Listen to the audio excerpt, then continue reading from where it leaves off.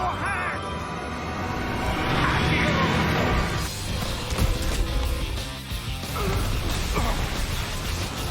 None of the faculty has ever heard of anyone being admitted to Hogwarts so late. Quite sure I've never seen anyone take so quickly to a second-hand wand. You'll be a force to be reckoned with when you get your own.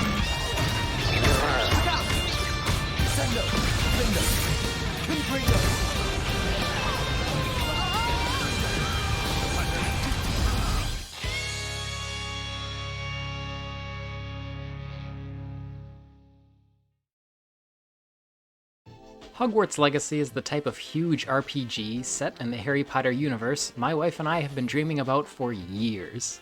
It features a lot of common mechanics from modern open-world action RPGs, like equipment, level-ups, skill trees, and a bunch of collectibles scattered around the world. The largest thing that sets it apart from other open-world games is its Wizarding World setting, but the IP isn't the only thing holding up Hogwarts Legacy. It's a very solid game in its own right, with a fast-paced, combo-heavy combat system, and a really cool traversal mechanic with its flying brooms. Due to the unfortunate injury on the pitch in last spring's final, this year's Quidditch season has been cancelled. You can't cancel Quidditch. Enough! You play as a character that you create and name. They're starting Hogwarts late, entering as a 5th year, for reasons that are never explained. I assume it's meant to be left up to your imagination for role-playing purposes. On your way to Hogwarts, things get dangerous very quickly. A dragon attacks your flying carriage, you're whisked away to a coastal ruin by a portkey, then you and Professor Fig get locked in an ancient Gringotts vault. Through all this, you and Professor Fig discover that you can see traces of ancient magic, and find an artifact relating to it within the vault. You also learn that a dangerous goblin named Ranrock is now after you, and he has an army of loyalist goblin supporters ready to fight to take down wizard kind. Just normal stuff for a 15-year-old wizard to deal with. But his feet were turned into purple beets. You can imagine his distress. And mine. Beats for feet. How hilarious. I mean, how terrible. Horrible, truly. Once at Hogwarts, you pick which of the 4 houses you want to be in, which changes a few things throughout your playthrough. The most obvious differences are, of course, the trim color on your school robes and other house-themed gear you'll find, and that you'll only have access to your house's common room. You can find the other entrances to the other house common rooms around Hogwarts, but you won't be able to go in. I chose Ravenclaw for my character, while my wife chose Hufflepuff, and the biggest change we noticed was in one of the early game main quests. We both had entirely different quests to do at that point, involving different NPCs and locations. The main questline returned to a single path after that, but it's cool that there are some differences depending on the house you chose at the beginning. Class, please welcome the newest rose in our garden. We do look forward to growing together. Hogwarts itself was one of my favorite parts of the entire experience. This will depend on how strong your Harry Potter nostalgia is, but I love seeing locations from the books and movies brought to life and reimagined for Hogwarts Legacy. Places like the Great Hall look like they've been pulled straight from the films, and walking through them was so cool, it was almost surreal. There are also some random events you may witness when exploring the school that help liven up the environment, like Peeves playing pranks on students, or students playing pranks on each other, or even the headmaster scolding students for some of these shenanigans. It's clear the artists and designers have a lot of love for the source material, because Hogwarts is packed with little details. It's easy to get lost in too. Even after finishing the game, I still don't really have a good mental map of the place. But that might be because you don't actually have to spend much time at Hogwarts. Some early main story quests take place in the school or on its grounds, but after that the remainder of the main story missions largely take place in the surrounding areas. You'll have to return for a class now and then to learn a new spell, and there are a number of side quests that pop up around Hogwarts as you progress through the game, but I found myself spending the majority of my time in Hogwarts Legacy outside of Hogwarts. It might have been cool if there was a school drama side arc, maybe something like a bully around the school who could have served as the main antagonist of some Hogwarts-centric plotline, unless you were the bully all along. Unless you want your classmates to know how you really feel about them, you might reward me for my time. Oh, you're not at all who I thought you to be. Fine, I shall pay you. But you cannot begin to imagine what I shall be writing about you next. That said, there is still plenty of stuff to do around Hogwarts. It's an incredible multi-layered area with lots of little secrets to find. I just wish it was a bit more involved in the main questline, instead of mostly being relegated to one-off side quests. Accio!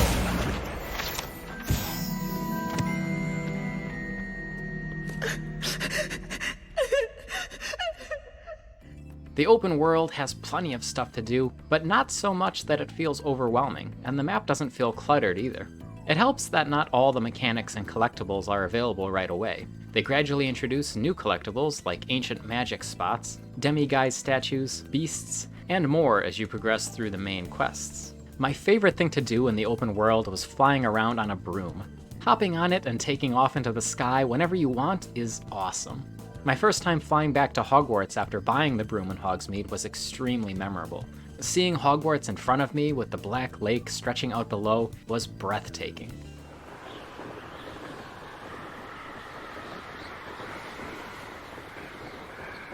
Instead of leveling up by defeating enemies and gaining experience points, you gain experience by completing and making progress in challenges. Challenges consist of a wide range of activities, including standard things like defeating enemies, but there are also exploration-focused goals like field guide pages to collect around the world, and a bunch of them are around Hogwarts and Hogsmeade too. It's cool that you're rewarded with XP for more than just combat. It really makes it worth pursuing all the different systems and collectibles in the game.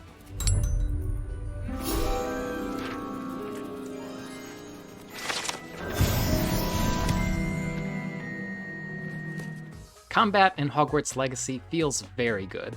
You have a basic cast attack that does a little damage, and you build combos using a mix of this cast and spells like Accio or Levioso to stun your enemies, and damaging spells like Diffindo. These spells all have a cooldown after use, which you can speed up by landing more basic cast attacks. All attacks also charge up your Ancient Magic meter, and once it's charged enough, you can mix things up further by using Ancient Magic throws, which are basically Scarlet Nexus psychokinesis attacks where you grab and throw a nearby object. When the meter is even more charged, you can use Ancient Magic finishers to instantly defeat weaker enemies and seriously damage stronger ones. Sometimes enemies will put up color-coded shields, which you have to break by using a spell that matches the shield's color before you can damage them with other spells. You can also block incoming attacks and counterattack if you guard with the right timing, with a pretty generous window, and it does the whole Spidey sense thing before the attack hits you.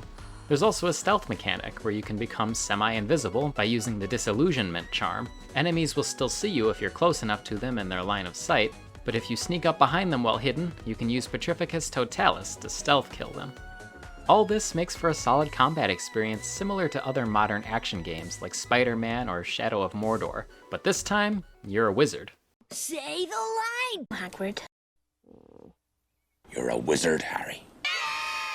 There are a number of dungeons throughout Hogwarts Legacy, most of which are involved in quests. These dungeons are separated from the overworld by a loading screen, and often feature a few puzzles requiring the use of specific spells, in addition to combat and boss battles. Most of the puzzles are pretty easy to figure out. A lot of them are solved by finding a box you can levitate and climb up to reach a higher area, or locating a few switches to hit with a spell and open a door. But some of the main story dungeons had a neat mechanic where you pass through an archway, and things around the room change depending on which side of the archway you're on.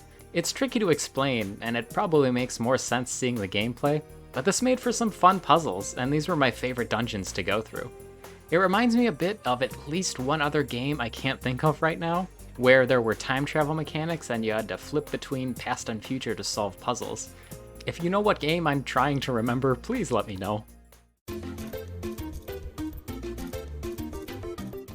Besides the main story and the numerous one-off side quests, there are also 3 relationship quest lines with characters who become friends with your character over the course of their quest line.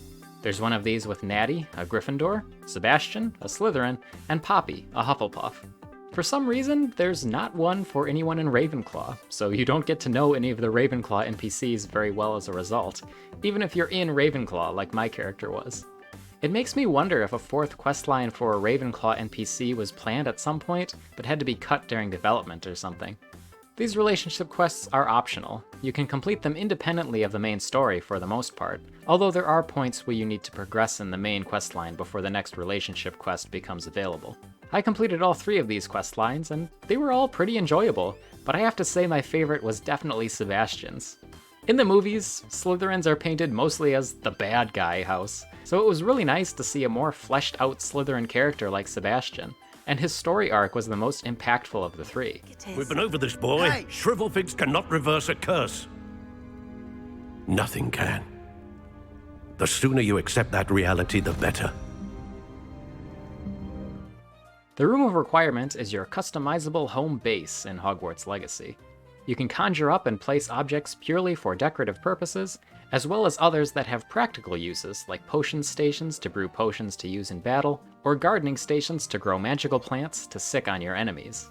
After you unlock beast taming, the room expands with areas to let the beasts you've captured roam around, and here you can feed and brush them to get materials that you'll need to upgrade and enchant your equipment. I didn't get much into the decorating. I tried out a few decorative items, but I wasn't inspired to try and make my room look particularly aesthetic. I placed the maximum number of potion and gardening stations, though, and returned to the room periodically to resupply and upgrade my gear. Rotten little extortionist holding my diary hostage.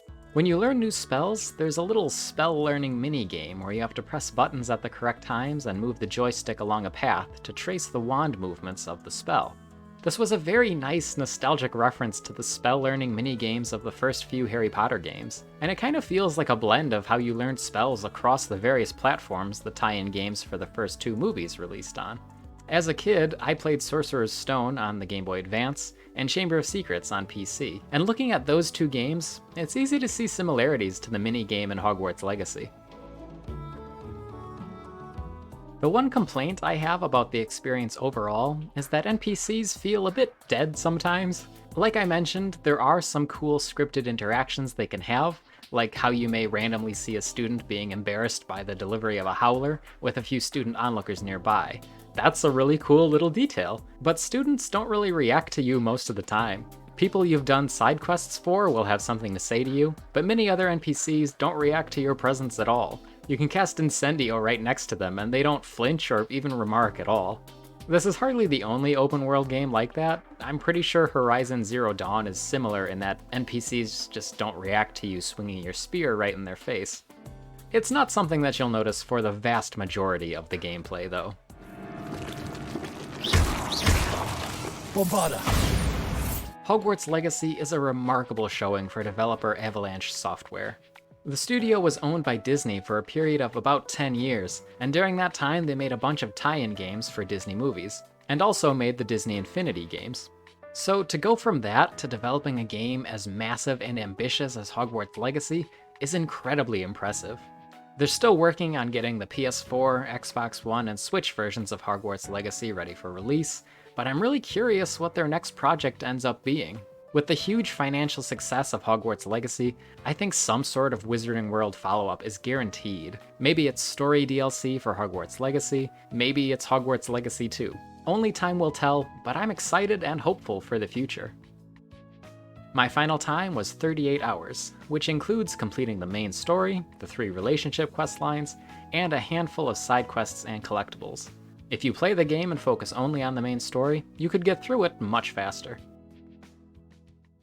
Alright, thanks for watching.